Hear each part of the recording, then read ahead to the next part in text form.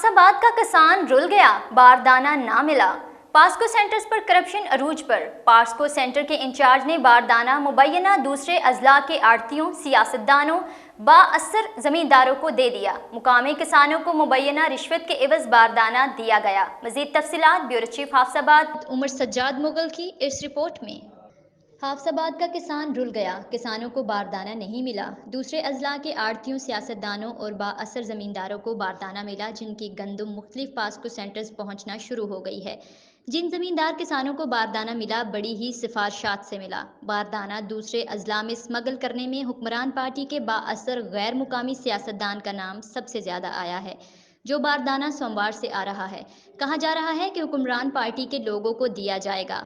POCSO centre in charge के बकौल 5 लाख बारदाना पूरे अजला से हुक्मरान पार्टी को देना है। दूसरे जिला से गंदुम से भरे ट्रक्स सोलंगी अवान पास्को सेंटर खड़े हैं। दीगर सेंटर्स जिनमें बोरियांवाला, सावनपुरा, भोंबड़ा, लाला के, नक्की छिट्टा समेत दीगर सेंटर्स से मुबैना बारदाना गैर कानूनी महंगे दामों बेचा गया है।